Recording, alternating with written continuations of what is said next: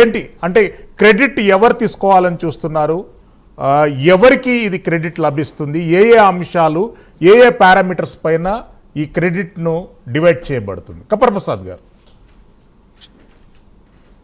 నమస్కారం శ్రీశైలం మీకు ప్రైమ్ 9 ప్రేక్షకులందరికీ నమస్కారం. అట్నే ప్యానెల్లో ఉన్న పెద్దలకు కూడా నమస్కారం.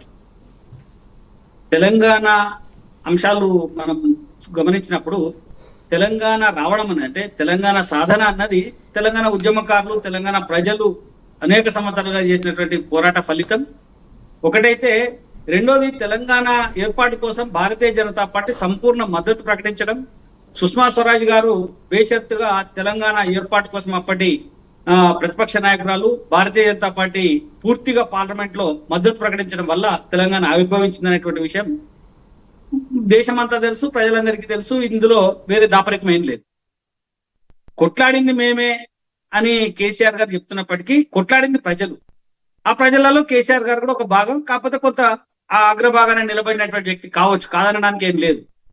కాకపోతే తను ఒక్కడే క్రెడిట్ తీసుకోవడం అన్నది ఇక్కడ సరైనటువంటిది కాదు. తెలంగాణ ప్రజానీకం కొట్లాడిండు, అనేక మంది వేలాది మంది అమరుల త్యాగ ఫలితం, భారతీయ జనతా పార్టీ మద్దతు, పార్లమెంట్ లో అప్పటి కాంగ్రెస్ ఎంపీలు కూడా అధిష్టానాన్ని ధిక్కరించి చేసినటువంటి పోరాటం, ఇవన్నీ కలిపితే తెలంగాణ సాకారమైంది తప్ప ఒక్క బీఆర్ఎస్ మేమే తెలంగాణ తెచ్చినాం అంటే కాదు, మేమే ఇచ్చినాము అనే చెప్పడానికి కూడా కాంగ్రెస్ అధికారం లేదు.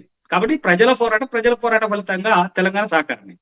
తెలంగాణ ఏర్పాటైన తర్వాత అభివృద్ధి ఏ రకంగా జరుగుతుంది, ఎవరు ఏ మేరకు అభివృద్ధి కార్యక్రమాలు తీసుకుపోతున్నారు అన్నప్పుడు మనం గత బీఆర్ఎస్ పార్టీ పాలన తీసుకున్నప్పుడు బీఆర్ఎస్ పార్టీ పూర్తిగా తెలంగాణలో అభివృద్ధిని కుంటుపరచడం లేదా వ్యక్తిగత ప్రాబల్యం కోసమే ఎక్కువ ప్రయత్నం చేసినట్టుగా మనకు కీర్తికాంక్ష అంటాం కదా, కీర్తికాంక్ష కోసం ఎక్కువ ప్రయత్నం చేసినట్టుగా మనకు కనబడతా ఉంటుంది. దీన్ని మిగతా వాళ్ళు అవునన్నా కాదన్నా అనేక అంశాలు, కేసీఆర్ గారి పేరు చిరస్థాయిగా ఉండాలి, కేసీఆర్ గారి ద్వారానే ఇది జరిగింది అనేటువంటి విషయం తెలియాలి, ఇది భవిష్యత్ తరాలకు కూడా తెలియాలి అనేటువంటి ఒక కీర్తికాంక్షతోటి వాళ్ళు ప్రయత్నాలు చేసిండ్రు. అందులో కొన్ని సఫలమైనవి, కొన్ని విఫలమైనవి. వాటిని పక్కకు పెడితే కేంద్రంతో సఖ్యతగా లేకపోవడం వల్ల అనేక రకాలైనటువంటి నిధులను వీళ్ళు వినియోగించుకోలేకపోయారు. అప్పటి గృహ నిర్మాణానికి సంబంధించి కానీ, లేదా ఆరోగ్యశ్రీకి సంబంధించి కానీ, విద్య వైద్యానికి సంబంధించి ఏ అంశాలలో అయినా కూడా కేంద్రంతో సఖ్యత లేకపోవడం, కేంద్రానికి ఇచ్చినటువంటి నిధులను సద్వినియోగం చేసుకోకపోవడం వల్ల అనేక రకాలైనటువంటి ఇబ్బందులు ఎదుర్కొన్నమాట వాస్తవం. ఇప్పుడు రాహుల్ గారు మన రేవంత్ రెడ్డి గారి ప్రభుత్వం వచ్చిన తర్వాత కూడా కొంత మార్పు కనపడతా ఉన్నది. కేంద్రం నుంచి వచ్చేటువంటి నిధుల కోసం ప్రయత్నాలు చేయడం, కేంద్రం వచ్చినటువంటి నిధులను వినియోగించుకోవడానికి ఎక్కువ ప్రయత్నం చేయడం జరుగుతూ ఉంది. కాబట్టి అభివృద్ధిలో కేవలం మేమే చేసినాము అని చెప్పడానికి లేదు, కేవలం కాంగ్రెస్ పార్టీ లేదా గత ప్రభుత్వాలే చేసినాయని చెప్పడానికి కూడా లేదు. సహకారంగా అంటే సమిష్టిగా తెలంగాణ అభివృద్ధిలో అందరం భాగస్వామ్యం అవుతాను. ఈ భాగస్వామ్యాన్ని గుర్తించాలి. ఇది మా ద్వారానే అయింది అని చెప్పి ఏ ఒక్కరు చెప్పుకోవడానికి లేదు. ప్రజల భాగస్వామ్యం. కపర్ ప్రసాద్ గారు మళ్ళీ వస్తారు మీ దగ్గరికి. కర్ణే అరవింద్ గారు, రేవంత్ రెడ్డి గారు స్వయంగా రేవంత్ రెడ్డి గారు కాంగ్రెస్ ప్రభుత్వ నిర్ణయాల వల్లనే ఈరోజు తెలంగాణ అభివృద్ధి జరిగింది, తెలంగాణ ఏర్పడింది, క్రెడిట్ తర్వాత మైలేజ్ భవిష్యత్ ప్రణాళిక అంతా మేమే తీసుకుంటామనేటటువంటిది రీసెంట్లీ 2 days క్రితం అతను ఢిల్లీ వేదికగా కేసీ వేణుగోపాల్ గారు కానివ్వండి, మల్లికార్జున ఖర్గే కానివ్వండి, రాహుల్ గాంధీకి కానీ ప్రోగ్రెస్ రిపోర్ట్ అనేది సమర్పించడం జరిగింది. ఎట్లా స్పందిస్తారు ఈ అంశం పైన? సార్, ముందుగా మీకు ప్యానెల్లో ఉన్నటువంటి పెద్దలకు మంచినీళ్ళ దండాలు సార్, నమస్కారాలు.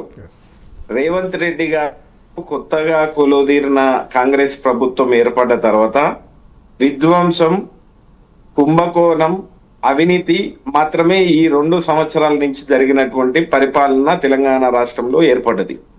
సరే, ఇందాక ప్రసాద్ గారు, సుష్మా స్వరాజ్ గారు చెప్పిండ్రు మద్దతు సోనియా గాంధీ గారు ఇచ్చిండ్రు అనేటువంటి మాట.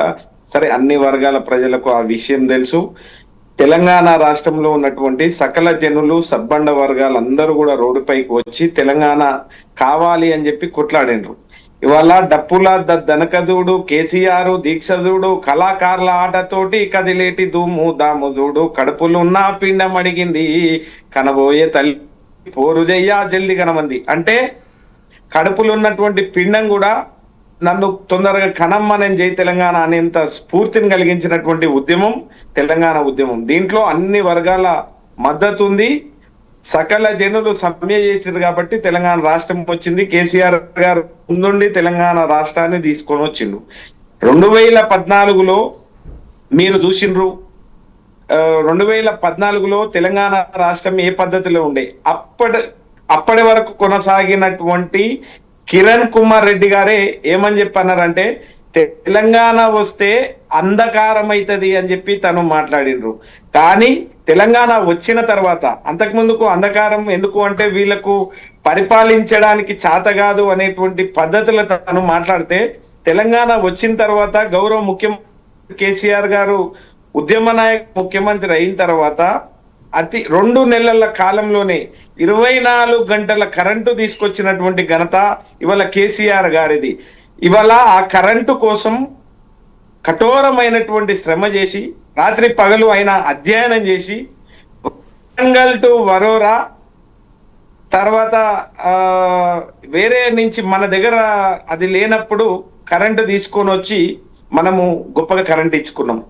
24 గంటల ఉచిత విద్యుత్ ఇచ్చినాం రైతాంగానికి. ఇవాళ అన్ని వర్గాల ప్రజలు, ముఖ్యంగా నేనేమంటా ఉన్నాను సార్ అంటే, రైతు ఈ దేశానికి వెన్నుముక. రైతేర్చిన రాజ్యం ఎద్దేర్చిన యోసం ముందల పడదు. ముఖ్యంగా కేసీఆర్ గారే రైతు కాబట్టి, రైతు కష్టం తెలిసింది కాబట్టి ఆయనకు పునాస యాసంగి పంటకు పెట్టుబడి సహాయాన్ని ఇచ్చిండు.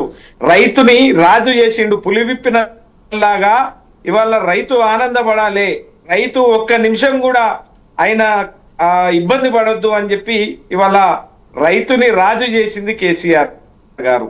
1, 2, 3 అవ్వలు ముసలి తల్లులు ఆ రోజు 2000 ఉండే సార్ పెన్షన్.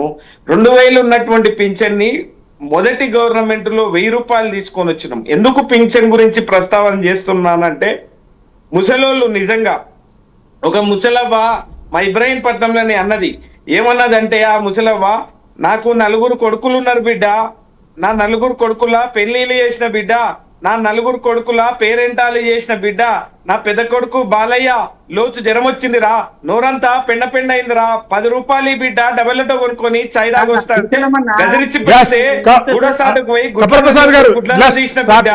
మళ్ళీ వస్తాను మీ దగ్గరికి. అరవింద్ గారు, ఐ విల్ కమ్ అగైన్ అండి ప్లీజ్.